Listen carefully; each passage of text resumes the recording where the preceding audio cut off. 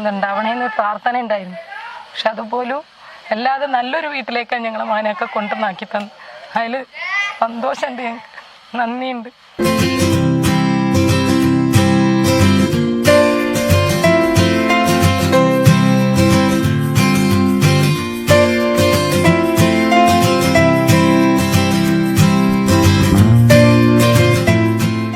താമസിക്കുന്ന ആളുകൾ 12 വീട്ടാണ്.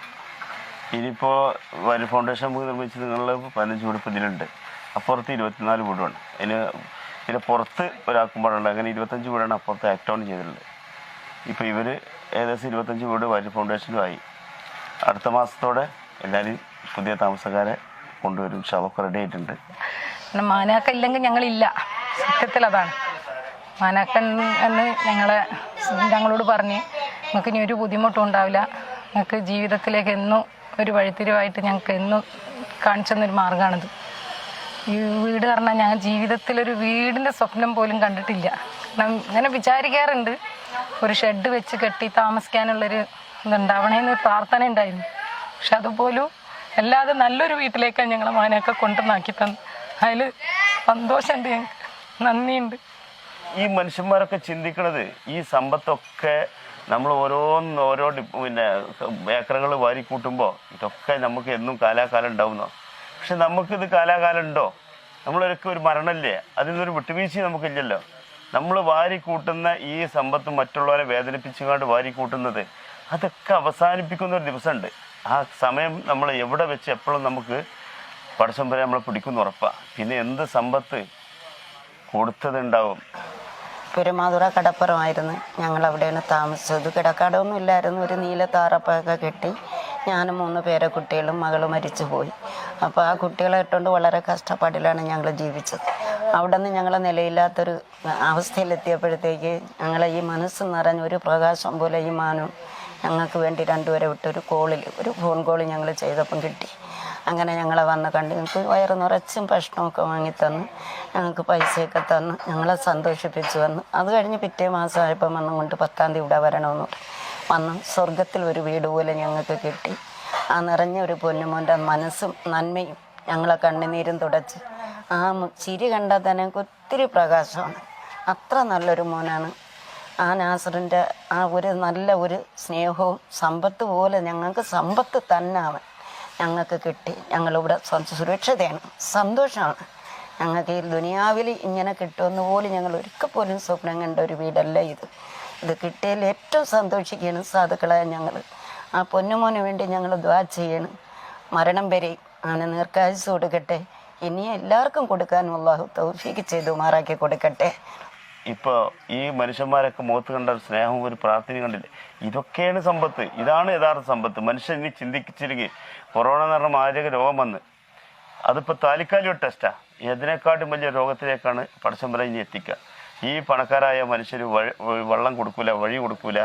കുടുംബത്തിൽ പോലും സമ്പത്തുള്ളവരുണ്ടാവും, പക്ഷെ പാവപ്പെട്ടവരുണ്ടാവും, കൊടുക്കാൻ മടിക്കും. ഇങ്ങനെ ഇതൊക്കെ ഞാനും എൻ്റെ മക്കളും എന്നുള്ള അഹങ്കാരത്തിലേക്ക് ജീവിച്ചു പോകും നമ്മൾ. അത് തിരുത്തണം. അത് തിരുത്തിയാൽ നമുക്ക് ജീവിതത്തിൽ നമ്മൾ രക്ഷപ്പെട്ടു. എപ്പോഴും ഞാനടക്കം പ്രാർത്ഥിക്കില്ല, പടച്ചോനെ അഹങ്കാരം കിബ്രാഹം അസൂയ ആർഭാടും തരല്ല അല്ലാന്ന്. ഇതൊരു മനുഷ്യന് ഈ ഒരു വാക്ക് നമ്മളെ ഹൃദയത്തിലുണ്ടെങ്കിൽ ഒരിക്കലും നമുക്ക് മറ്റുള്ളവരെ സഹായിക്കാതിരിക്കാൻ കഴിയില്ല. ഞങ്ങൾ രണ്ടാളും ഓർഡർ കച്ചവടം ചെയ്തിട്ട് പൊന്നാനി ഹൈവേയിലും അവിടെ ഇവിടെയൊക്കെ കച്ചവടം ചെയ്തിരുന്ന നമുക്ക്. പിന്നെ കല്യാണം കഴിഞ്ഞ് എൻ്റെ വീട്ടിൽ നിന്ന് പുറത്താക്കി സ്നേഹിച്ച് കല്യാണം കഴിച്ചതിനതിൽ ജാതിയും മതത്തിനും തന്നെ ഞാനൊരു ഹരിജൻസ് പെണ്ണിനെ കല്യാണം ചെയ്യാൻ തയ്യാറാണ്. കാരണം കൊണ്ട് എൻ്റെ വീട്ടിൽ നിന്ന് തന്നെ പുറത്താക്കി. അങ്ങനെ 7 കൊല്ലത്തോളം ഞാൻ വാടക വീട്ടിൽ താമസിച്ചിരുന്നു.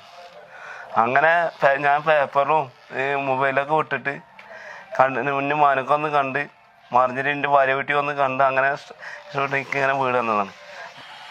എത്ര നാട്ടിൽ എത്ര വലിയ പണക്കാരുണ്ട്.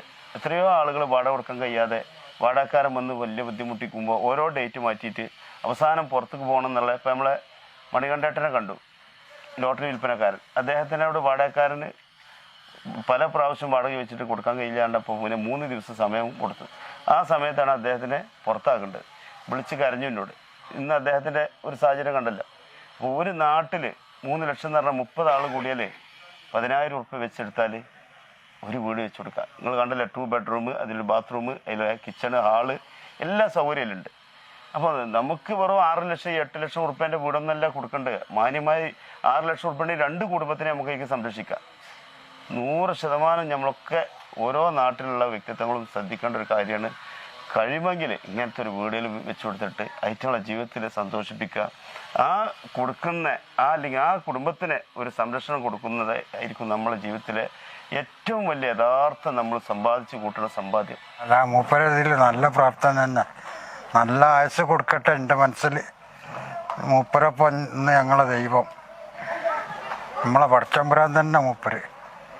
തിരുനാവായൊക്കെ അടുത്തുണ്ടായിരുന്ന മൺകലൊക്കെ ഉണ്ടാക്കണ ഒരു ചട്ടിയൊക്കെ ഉണ്ടാക്കുന്ന കുടുംബമാണ്.